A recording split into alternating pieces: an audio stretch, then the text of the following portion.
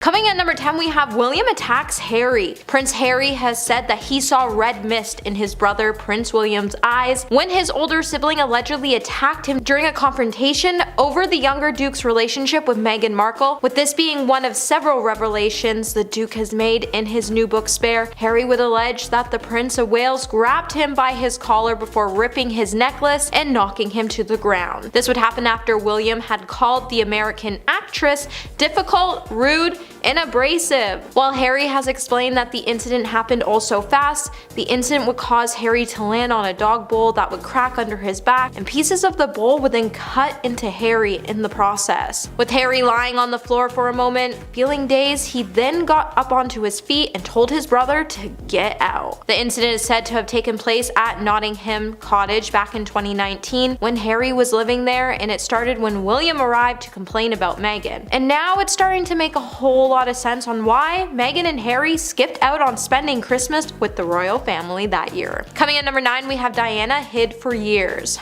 We were all shocked when we learned that Harry would be discussing some never-before secrets surrounding his mother's passing in his new book, and let me tell you, Charles definitely has his hands full with this. In Harry's forthcoming memoir, Spare, Harry would state that for years he thought his mother went into hiding after the world came to learn about her passing. Harry would also say he admitted this thought to his brother Prince William after his brother missed a yearly ski trip to Colchester because he hated posing for photographs. Harry would then note that William even admitted that he used to believe the same thing. Now, the world would come to learn of Princess Diana's passing in August of 1997 after she passed away due to injuries she obtained in a car crash while she was in Paris. Harry would then claim that he even believed that Princess Diana had faked her passing to escape the scrutiny, as he recalled that her life had been miserable as she was constantly being hounded, harassed, lied about, and even lied to. So he thought she staged the accident so she could create a diversion and run away. Hey my little peaches, are you liking this video so far? If so, don't forget to give it a thumbs up and subscribe to the channel. Coming in number 8, we have Diana's passing. So after Diana passed away in a tragic car accident in Paris, Harry would open up about how he learned about her passing. Writing about his mother's passing, Harry would state that he was only 12 years old when he would be woken up by his father after he came into his room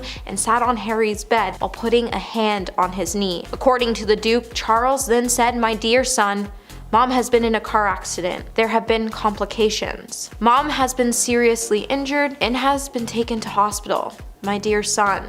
Harry would go on to imply that Charles kept calling him his dear son, and when he was speaking really quietly, it would give him the impression that Charles was in shock. However, the whole thing just seems pretty sad because Harry said he didn't even cry and his father didn't even hug him during the conversation. He just placed his hand on his knee and told him it would all be okay. This is when also Harry would notice that Charles had already broken the news to his older brother William. It just seems a little strange the way Charles went into his room to break the news, and it makes you question if there was anything really fishy that went on with the passing of Princess Diana. Number 7, Prince Philip's passing. The start of Harry's memoir, Spare, would begin with him detailing the sad moment his grandmother, the late Queen Elizabeth II, told him that his grandfather, Prince Philip, had passed away. Just days before Philip's funeral, Harry added that he woke up to 32 missed calls before having a brief conversation with the Queen, in which she informed him of Philip's passing. Harry has also recalled the harrowing conversation in which the late monarch said, "Harry,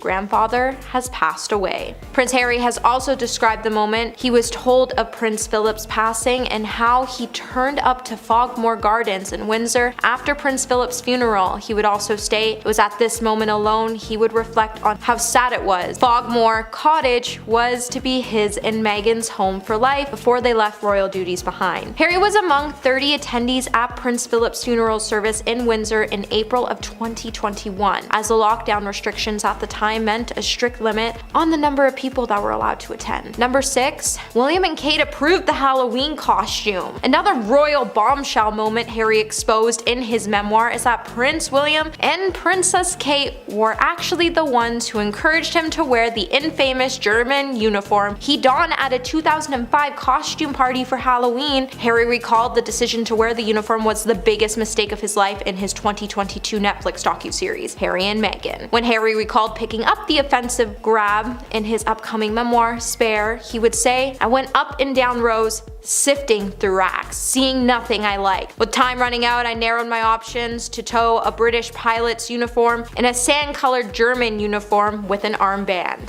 and a flat cap." Harry then recalls that he called Kate and William to ask what they thought, and they picked out the offensive German uniform. So Harry rented it plus a silly mustache, and after getting the costume, he went back to their house and tried it all on. He then noted that both Prince William and Kate howled in laughter as they pointed fingers at him, rolling on the floor in laughter. Harry would then apologize again for his poor choice of costume, and he went on to say he was really sorry if he caused any offense or embarrassment to anyone. Number 5. Brothers ask Charles not to marry Camilla. As more details of Prince Harry's hotly anticipated memoir, Spare, is revealed, there have been a number of moments from the royal past that are coming up into the spotlight. Among these reports, Harry would claim that he and his brother had asked their father not to marry Camilla. Back in 1996, Charles would famously divorce Princess Diana following several years of formal separation and a messy, public scandal surrounding Charles's extramarital affairs with Camilla. After the divorce, Charles would go on a date with Camilla, but their relationship would remain highly controversial. When the question came, Harry and William proposed to the king that they would welcome Camilla into the family, and the only thing they asked in return was that he never married her. Harry would say that the brother said, "You don't need to get married again." Harry would also share his first impressions of his stepmother, the Duke, and he described her as being calm or bored, and he even expressed his concerns that she would be an evil stepmother, but then he concluded that she wasn't. For years there has been speculations as to how William and Harry may have felt about their stepmother. Now we're finally starting to hear the details, and I wonder how Charles now feels that Camilla knows that his kids told him not to marry her. Number 4. Substance abuse. In one candid moment in Harry's memoir, he would claim that he took some substances and that a journalist even threatened to publish a photo of him using the substance. Being 17 at the time, the prince would recall that he was offered the substance during a hunting weekend, but after taking it, he didn't really find it much fun. Harry would say, "It wasn't much fun, and it didn't make me feel particularly happy the way the others seemed to. But it did make me feel different, and that was my main goal, to be different." Harry admitted when he was 17 he was pretty much willing to try anything that would upset the established order. However, the prince would then describe the incident as being one of the biggest mistakes of his life, and he also felt so ashamed after doing the substance that all he wanted to do afterwards was make things right. Later in the memoir, Harry would even detail how a journalist would threaten to expose him using the substance and that they would publish a photograph of the Duke using it. For the journalist eventually admitted that the photo didn't even exist. Number 3. Camilla leaks stories. Prince Harry has accused Queen Consort Camilla of engaging in a campaign to get closer to the crown by marrying Prince Charles. Alongside this, Harry has also accused her of leaking stories to the press about Harry and their first meeting. Harry has also alleged that Camilla sacrificed him to improve her own public image. In his book, Harry would claim that Camilla campaigned for her marriage to Charles in 2005 so that she could potentially become queen. And while Harry and William wanted to promise their father they would welcome her into the family, Charles would not respond to their request that he would never marry her. In one of the most explosive extracts of the book, Harry would go on to accuse his stepmother and Angela Kelly of leaking stories to the press that included details of the hunting trip he went on in Germany,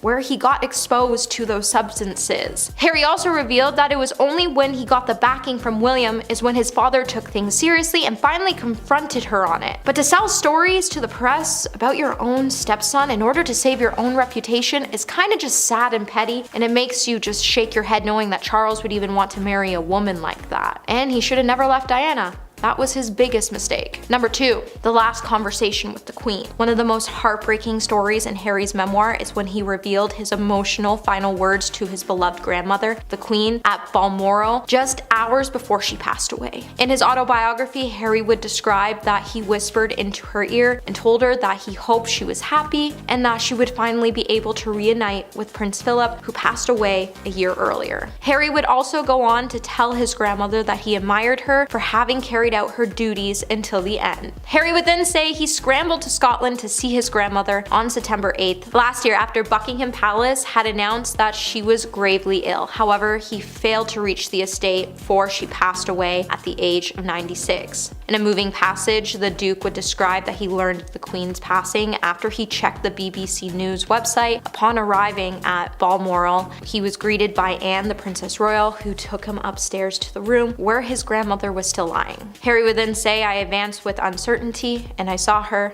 I stayed still watching her carefully for a good while." And that's when he whispered in her ear. And while Harry's last words to the Queen definitely made majority of us cry, it proves that even after everything, his heart remained pure, and he would always serve, even if he wasn't a part of the royal family any longer. Coming at number 1 today, we have Prince William, the arch nemesis. Now, we all knew the rift between Harry and William was pretty bad, and I don't think any of us really realized how bad the rift between the two brothers really was. As siblings fight, that's natural. But to claim your sibling as your enemy is something you only really see in Disney movies. In Harry's memoir, Harry would refer to Prince William as his beloved brother and arch nemesis. When questioned about the quote in a clip from an interview with Good Morning America with anchor Michael Strahan, Harry would hold nothing back. In the interview, when the quote came up, Harry would explain that there was always going to be competition between the two brothers. Harry would then go on to explain the strong words he had by saying, "I think it really plays into, or was played by, heir." He went on to refer to Prince William's role as future king while he moved down the line of succession as Prince William and Kate had children. While Harry never wanted things to get to where they are today, all he wants at the end of the day is a family and not an institution. At number 10 today, we have Silence by the Royal Family. In an interview with Oprah in 2021, Meghan would tell Oprah that she was silenced by the royal family. When Meghan started seeing Prince Harry and the world came to know about their relationship, Meghan was given wise advice to handle the gossip in the tabloid reports. The advice would be very clear and direct from the moment the world knew about Harry and Meghan and they were dating. She was always forced to tell the press that she had no comments to what was going on. Meghan couldn't even tell her friends or her parents. Meghan had to do everything the royal family told her to because it was put into a lens that if she did what they told her to do, they would protect her. However, Meghan would learn that after she finally married Harry that everything would start to crumble as she would not be protected. However, she still continued to lie to protect the other members of the royal family. Even though they weren't willing to tell the truth to protect Meghan and Harry, now Meghan did not say who was lying or what the royal family was lying about, but she would state that the only thing she regretted was being silenced by the family as she believed that they would protect her. She did what they said and she believed them when she shouldn't have. At number 9, Kate Middleton. Coming from different backgrounds, it pretty much came inevitable that these two would not be long lost friends, with several reports initially stating that Meghan was the one who made Kate cry over a flower girl dress Meghan wanted Princess Charlotte to wear. Meghan would come out to say that it was actually the other way around. Meghan would note that it was a really hard week considering it was a wedding and Kate was really upset about something. However, Kate would then own up to her mistakes and she would bring Meghan flowers and a note to apologize. Now, Meghan didn't disclose many details about the rift with her sister-in-law. However, she did confirm that the disagreement was indeed about the flower girl dress. Meghan went on to note that the whole incident made her cry and that it really hurt her feelings, with many publications making Meghan look like the instigator of the altercation. Kate would be painted as a victim in the situation and Meghan would then find the narrative actually quite shocking because that wouldn't be the story,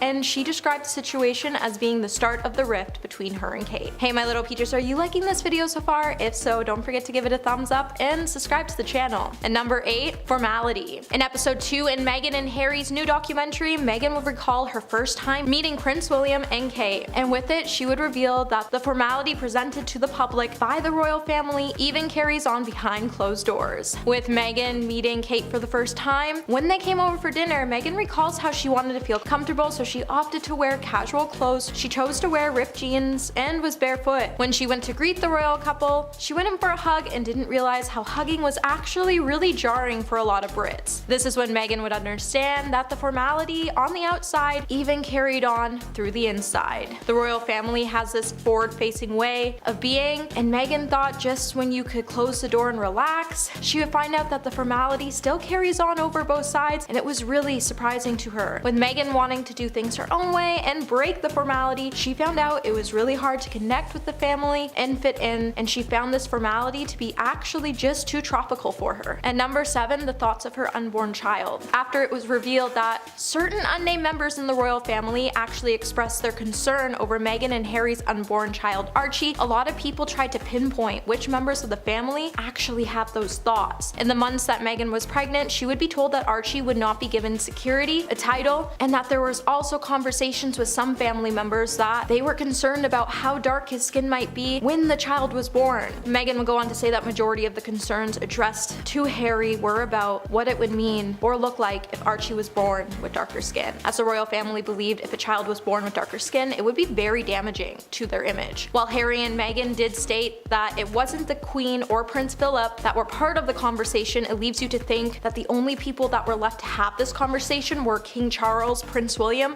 and their wives. No matter who started the conversations or the claims, it's pretty serious, and it's actually really concerning that the people who came into power and who will be entering into power very soon could actually have had such hurtful conversations about an unborn child. And number 6, had to quit. After months of speculation from royal watchers, Meghan and Harry would announce their plans to step back from the royal roles as senior royals. When the couple finally had enough of being scrutinized by the press and the royal family, they would finally say enough is enough, and they would enter into several weeks of negotiations for their exit as senior and working members of the royal family. However, the couple felt extremely trapped with being in the royal family. Harry would even go on to say, no matter who you are in the royal family, no matter what's going on in your personal life, no matter what's happened, if the bike rolls up and the car rolls out, you gotta get dressed, you gotta get in there, wipe the tears away, shake it off, and be on your A game. With racism being the largest reason to why the couple stepped down from their duties and left the UK, in their documentary the couple would state that there was a lot of misinformation about them and why they had to quit their royal obligations, and the biggest reason is because Meghan needed protection. And while the couple has gone on to say that the institution knows the full truth, the media knows the full truth, anybody in their situation would have done the same thing. And number 5, handing over passports. During an interview with CBS, Meghan would tell Oprah that she experienced a lot after marrying Harry, and it really made her mental health deteriorate. Throughout Meghan's and Harry's relationship, they were highly criticized by the British tabloids. Meghan would reveal that she was once approached by members of the royal family about getting Meghan help, but she felt like she couldn't do it within the castle walls. After marrying Harry, Meghan would have to hand over her keys, passport, and driver's license, as the palace attempted to make her trapped inside Kensington Palace and making it so she couldn't leave to get help on her own. When Oprah asked if she was considering checking herself into a mental facility, Meghan would explain no because she was asking the royal family if she could do it. Meghan would then say she just couldn't go by herself, as when she joined the family, she wouldn't see her passport, driver's license, and keys until her and Harry decided to leave. She was trapped in the palace and couldn't get the help she needed, and the palace staff denied her the help she needed. Meghan would even find herself reaching out to one of Princess Diana's best friends, as she felt like she was the only one who could understand her situation. And number 4, secret ceremony.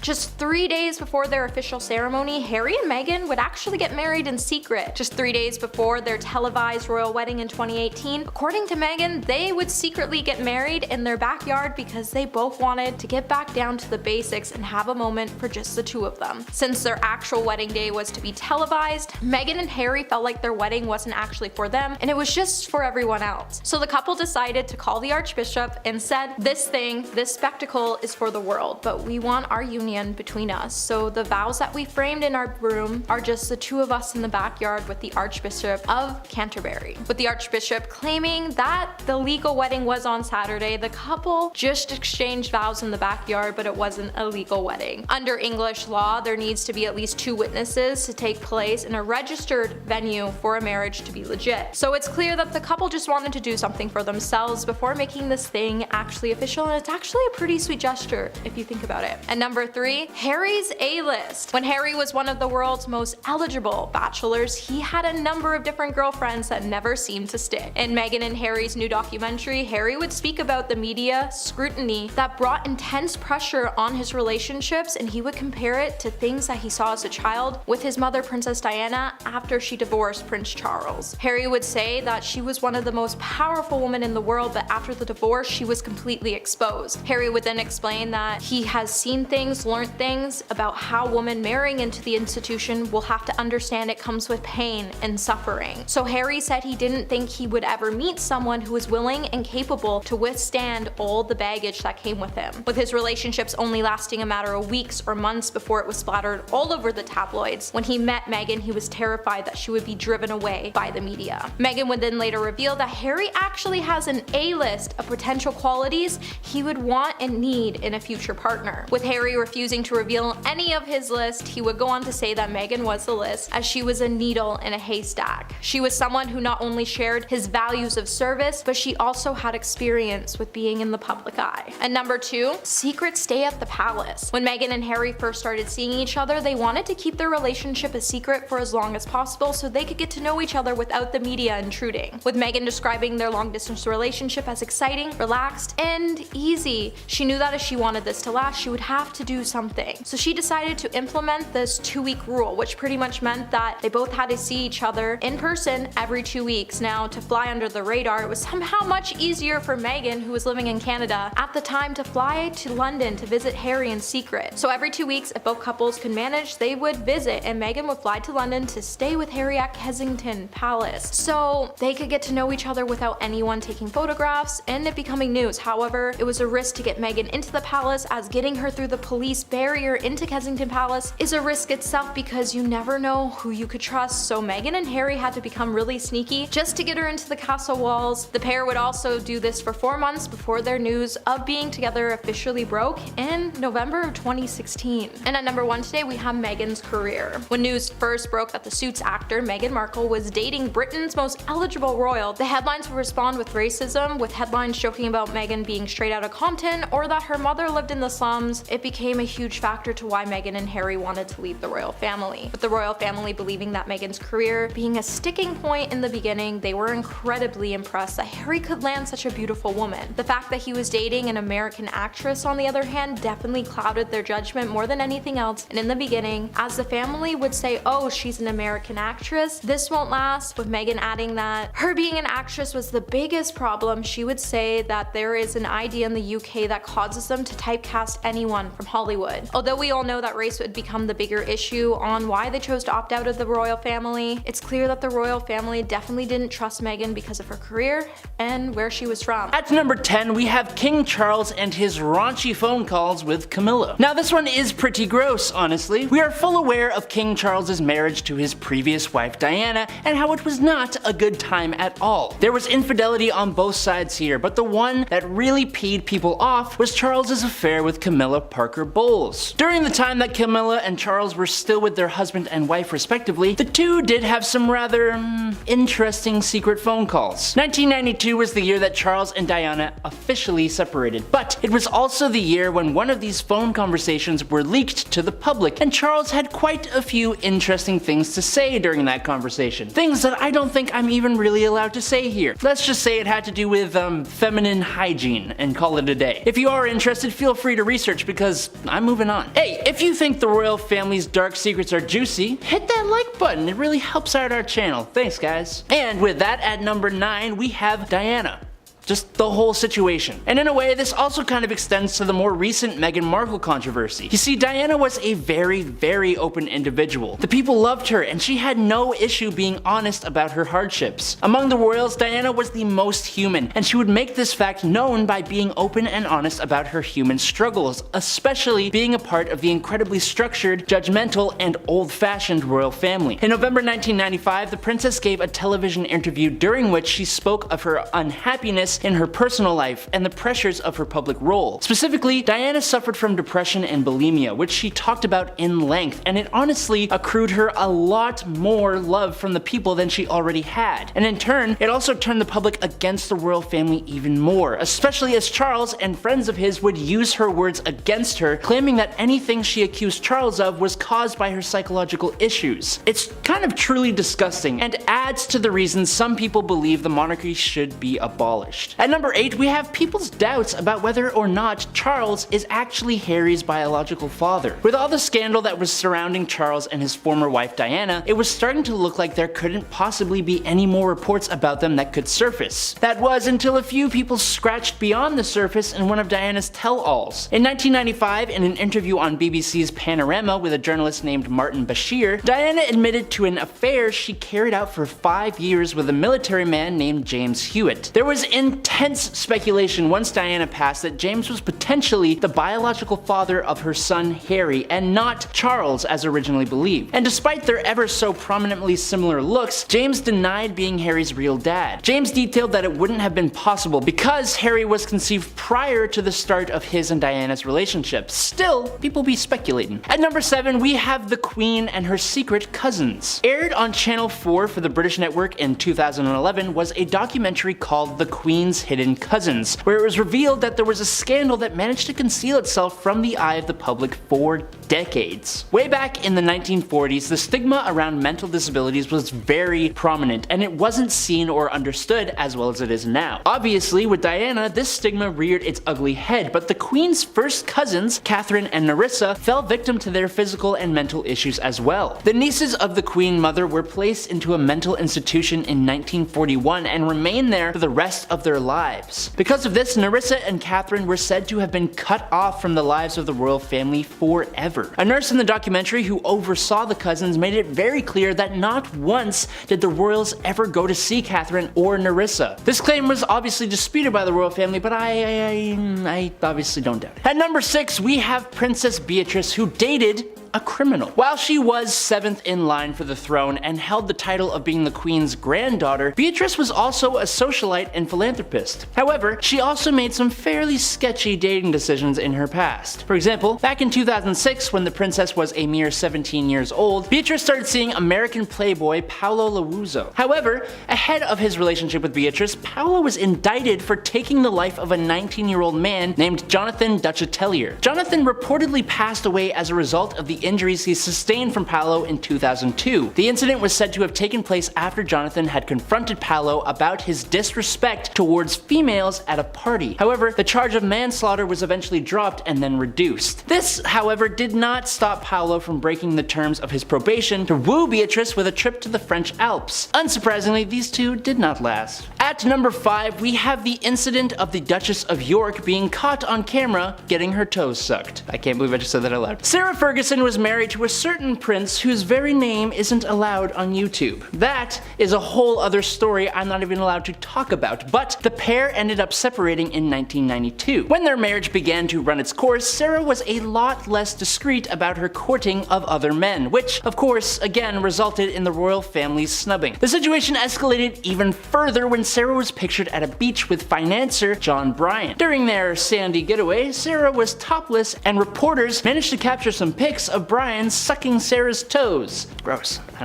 don't like that. Naturally, the Queen was not having any of that and ended up banning Sarah from Balmoral Castle. At number 4, we have Princess Anne and her dog, who seemingly enjoyed attacking people. As the only daughter of the late Queen Elizabeth and the sibling of Charles, surprisingly, this is one princess who I didn't think could land in any scandals. From her charity work to her seemingly kind heart, it's almost shocking to know that she's made our countdown. And yet, back when Anne and her husband were placing their dogs into a car after a walk around Windsor Great Park in 2002, one of the dogs, an English Bull Terrier, managed to escape and savagely attack two boys who were enjoying their bike ride in the park. The couple were taken to court and served an $880 fine that they were ordered to pay. This marked the very first time a senior royal had ever been charged with a criminal offense. In a turn of events that was greatly upsetting to the victims' families, the dog was allowed to live, and reportedly the next year or so ended up mauling one of the Queen's most beloved corgis, which the royal family probably took more seriously. That's not a fact, but they seemed pretty self-interested, so it wouldn't be surprising. At number 3, we have Princess Margaret's string of affairs. The Queen's sister, the late Princess Margaret, managed to grasp the interest of the public due to her interesting lifestyle choices. Margaret never once feared living her life however she pleased, as most shouldn't, and was widely known to be a heavy drinker and smoker since she was 15. Despite her marriage to Anthony Armstrong Jones, a photographer, in 1960, Margaret didn't quite slow down her player lifestyle. She started an affair with a gardener in 1973 who was reportedly 17 years younger than her. And she wasn't able to escape the press in 1976 when a picture of her and her reported lover, Roddy Llewellyn, made the front page and headlined the now discontinued news outlet News of the World. This was just the start of Margaret's string string of affairs that rocked the boat in her marriage, and by the time 1978 rolled around, the former couple's divorce was finalized, but I'm sure she was perfectly fine. In at number 2, we have first cousins Queen Victoria and Prince Albert. The running joke surrounding the royal family all mixing their DNA and bearing children together has been a constant thing for as long as the royals have been. However, some people don't actually know that this banter is factually correct for some of the couples of the royal family. Cousins and more distant relatives often get betrothed to each other, something about royal bloodlines, which is thankfully a very archaic way of thinking. Even the late Queen Elizabeth and her husband were related. Philip and Elizabeth shared a great-great-grandmother, Queen Victoria. Philip was a direct descendant of Princess Alice, the third child of Queen Victoria, while Queen Elizabeth is a direct descendant of Queen Victoria's oldest son, who became King Edward VII. Speaking of Victoria, her and her husband Albert were actually first cousins. They got married in 1840 and shared 9 children in their time together. The thing is, royals always married others of similar status in the world, and since historically, royals would make alliances through marriage, bloodlines are interconnected all over Europe. Not really a secret, but still,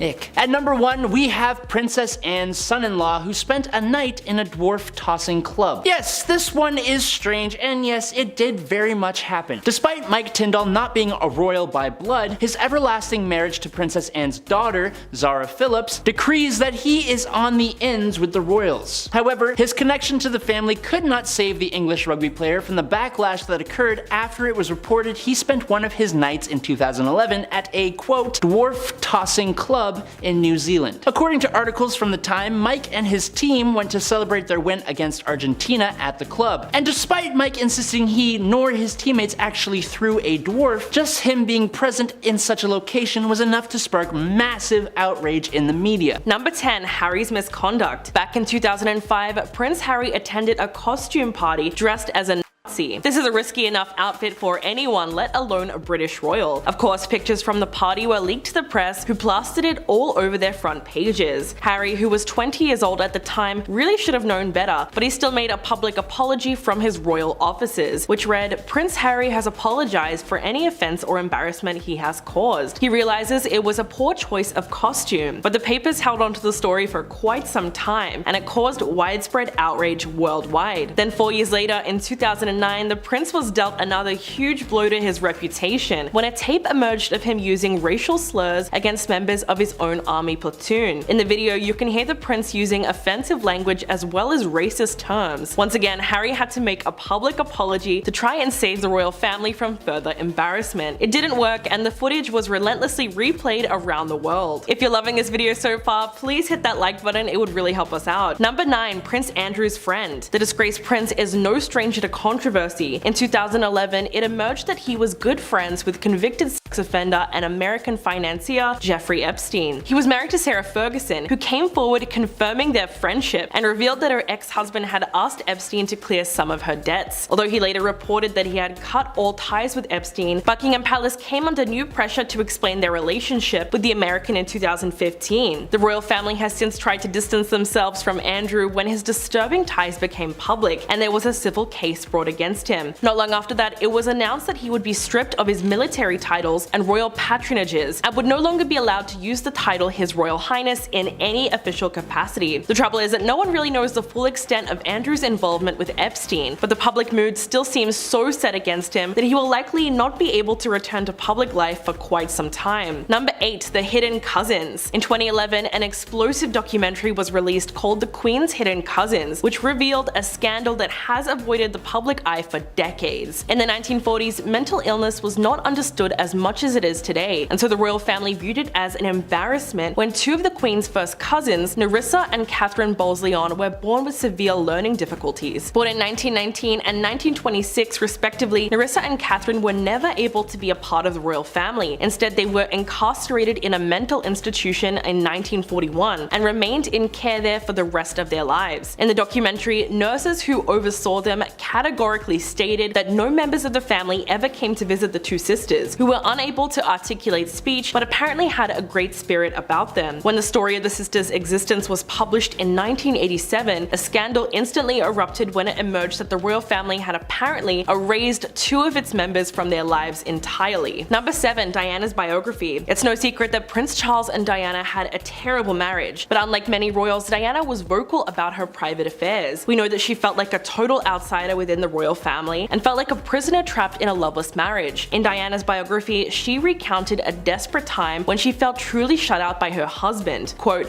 "Charles said I was crying wolf. I said I felt so desperate I was crying my eyes out, and he said, I'm not going to listen, you're always doing this to me. I'm going to go riding now. So I threw myself down the stairs." She ended up falling right at the Queen's feet, and as it turns out, Elizabeth and Charles had nearly polar opposite reactions to her cry for help. According to Diana, the Queen comes out absolutely horrified, shaking. She was so frightened. Diana said that she was quite bruised around the stomach, but when Charles came back from riding, he just dismissed the whole incident and carried on out the door. Number 6. The hospital incident. Charles has always had a bit of a rocky relationship when it comes to being a father to his two sons William and Harry, although nothing really displayed his attitude as a parent more than the hospital incident in 1991, when an 8-year-old Prince William underwent emergency surgery for a skull fracture. The little prince was hit on the head with a golf club while playing with schoolmates. The injury was so serious that he was kept overnight at London's Great Ormond Street Hospital following an hour-long operation. Princess Diana spent the night sleeping in a bed set up near William's room so she could look after her son, whereas Prince Charles took a different approach entirely. Rather than stay and comfort his wife and injured son, after a 15-minute visit, the prince left the hospital to go to the opera. It's no surprise that when Buckingham Palace was informed of the prince's decision to keep his previous plans but keep in touch with doctors, he was completely bashed by the tabloids. Number 5. Beatrice's boyfriend. The Queen's granddaughter, Princess Beatrice, is 9th in line for the throne now. She's well known for being a socialite and a philanthropist, but she has certainly made some sketchy dating decisions in the past. In 2006, when the princess was just 17 years old, she started dating an American playboy called Paolo. This relationship was very troubled. Not only was Paolo older than the teenage princess, but he had a dark past. Prior to his relationship with Beatrice, Paolo was arrested for the manslaughter of 19-year-old Jonathan Duchatelia. Well, apparently he decided to confront Paolo for disrespecting women at a party, so he got beat up. Amazingly, the manslaughter charge was dropped and reduced to a lesser charge, but he even broke the terms of his probation while dating Beatrice by taking a trip to the French Alps. Talk about red flags. But thankfully, their relationship didn't last long at all. Number 4. Princess Anne's marriage. As the only daughter of Queen Elizabeth II, Princess Anne's romantic life has been under a microscope since she was young, despite the fact that the princess lives a relatively private life away from the constant scrutiny that often follows a member of the royal family. She married Lieutenant Mark Phillips in 1973 at Westminster Abbey in a highly televised and anticipated ceremony, but their marriage was deeply troubled, and Phillips ended up having an affair with New Zealand art teacher Heather Tonkin. This resulted in a daughter being born in 1985. The marriage was in complete shambles, but struggled on for 4 more years before Princess Anne and Mark Phillips separated in 1989. The divorce was finalized a few years later in 1992. Interestingly enough, Anne remarried later that year, becoming the first royal divorcee since Henry VIII. Their wedding was much more reserved than the first one, with only 30 guests and no cameramen. And 30 years later, they are still happily together. Number 3. Margaret's heartbreak. Princess Margaret famously fell in love with Peter Townsend and was so dedicated to the man that she actually planned to marry him. But the relationship was doomed from the beginning, as he was 16 years older than her and already married with 2 children. While Townsend eventually divorced his wife in 1952, the Church of England's then strict rules about remarriage after divorce forced Margaret's hand. Under the Royal Marriages Act of 1772, the princess required the Queen's permission to marry before the age of 25. Although she had turned 25 that August, she still needed the Parliament's approval, and they had already made it clear that they would never offer her consent. She would have been able to marry him if she gave up her title and rights of succession, but Margaret was also aware that it would have never been allowed by the church either. She released a heartbreaking statement saying, "It might have been possible for me to contract a civil marriage, but mindful of the church's teaching that Christian marriage is indissoluble, I have resolved to put these considerations before any others." Number 2. Princess Diana's struggles. In 1992, Andrew Morton published his biography on the Princess of Wales, called Diana: Her True Story. It contained explosive details about Diana's eating disorder, something that was long rumored in the press but never covered this extensively. It turns out his source for it all was Diana herself, who passed the author confessional tapes. Quote, The bulimia started the week after we got engaged and would take nearly a decade to overcome. My husband put his hand on my waistline and said, "Oh, a bit chubby here, aren't we?" And that triggered off something in me and the Camilla thing. I was desperate. Diana revealed that she was driven to an eating disorder by being trapped in a loveless marriage and the pressure of being in the public eye. But her raw, candid confession sent shockwaves through the world at a time when eating disorders were rarely talked about openly. To have a global superstar do so and on such a stage challenged a major societal stigma. And coming in at number 1, Prince John. Born on July 12, 1905, Prince John was the youngest son of King George V, the Queen's grandfather. The young boy reportedly suffered from epilepsy, and the royal family was not particularly interested in having him live a very public life as a royal because of the stigmas behind the disorder. So they deployed a very familiar tactic to cope with what they thought would have been a scandal. They hid the child away from public view. Royal biographer Christopher Wilson has noted that some family trees completely leave out Prince John's name. He explained that if they feel they have somebody that isn't up to scratch, they want to write them out of the history books. And this happened in the case of Prince John. The moment that he died, we hear no more about him, which is incredibly sad but not unusual behavior when it comes to the British monarchy.